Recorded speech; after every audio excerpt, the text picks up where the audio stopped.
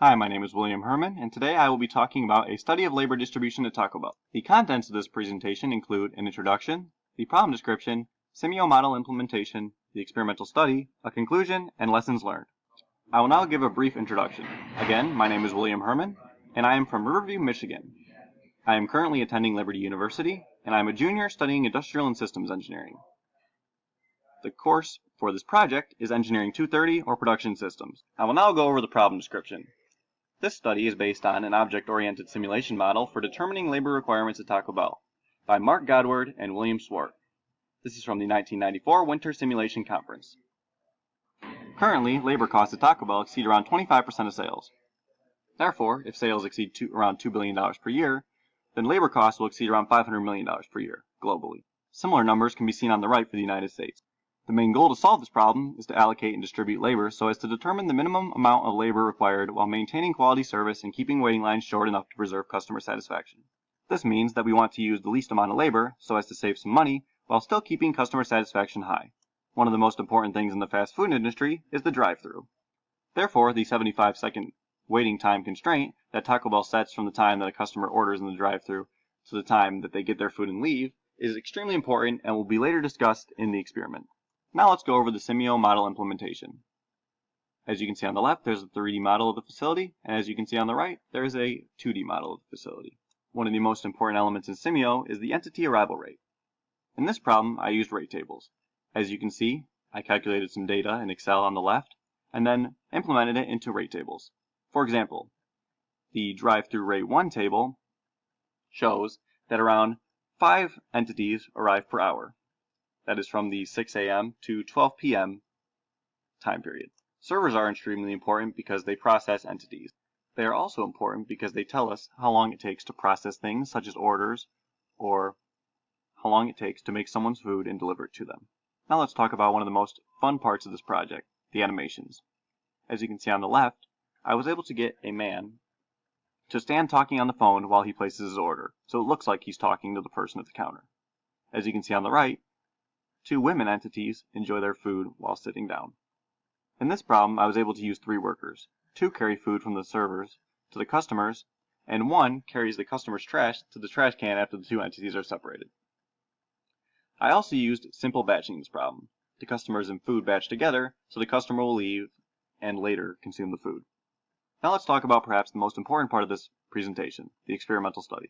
As you can see on the screen, there are 18 different scenarios, each with different capacities. I calculated the number of outcomes by multiplying the capacities together to get 18 total scenarios. The capacities stand for the amount of workers. For example, the initial capacity for orders can either be 1 or 2. This means that the number of workers that are processing orders can either be 2 or 1. This is so because the capacity means that the server can process 2 orders at once. Therefore, in order to take 2 orders, you need 2 workers. The initial capacities for dining and drive-thru are similar. There can be at most 3 workers on both the dining and drive-thru lines. We don't really need to worry about the initial capacity for window 1, because there will always be 1 worker and there can be no more than 1. Therefore, the only thing we can change is the number of workers at the order counter and at the dining and drive-thru lines. Let's look at the results for experiment 1. I've outlined the most important columns in red. First, we must look at the window 2 waiting constraint, since it is the most important one. We have to make sure that the waiting time is less than 75 seconds. After we figure out that the waiting time is less than 75 seconds, then we can focus on the sum of the orders wage, dining wage, and drive-thru wage, and the food pickup customer waiting, and find the best combination. The optimal solution is outlined in purple. The window 2 waiting time is 69.6283, which is less than 75, and the sum 3 is equal to $50. The food pickup customer waiting time in seconds is 183.802. This is the best solution that keeps the waiting times and the cost as low as possible. The results for experiment 2, or the 12 p.m. to 6 p.m. shift, are similar but a little bit different. In this experiment, we are not able to use the window 2 waiting times of 75. We must pick the time of 76.0016, which is a second difference, so it doesn't make too much difference. If we use either of the 75-minute waiting times, then that would force our food pickup customer waiting time to be over 2,000 seconds, which is just absurd. Therefore, the optimal solution contains a window 2 waiting time of 76.0016 seconds, a food pickup customer waiting time of 213.74 seconds, and a sum 3 wage sum of $60 per hour. I will let you look at experiments 3 and 4 by yourself because they are very similar to experiments 1 and 2. They're just different times and different data, but I will now move on with the presentation. On the conclusion slide, it just states what the conclusions of each experiment were, how many workers at each server.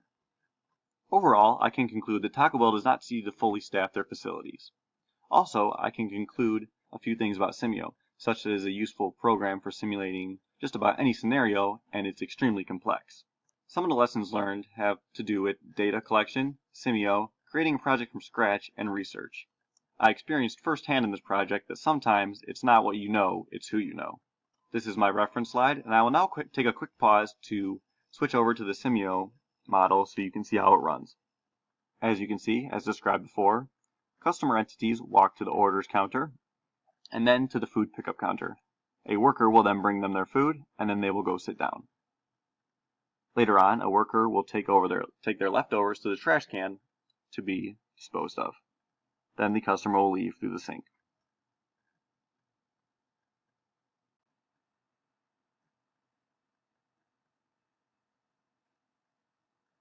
Now that you've seen the dining room, it's time to look at the drive-thru. The drive-thru consists of an order server behind this wall, window 1 and window 2. Window 2 is where the car will receive the meal and take off for the day.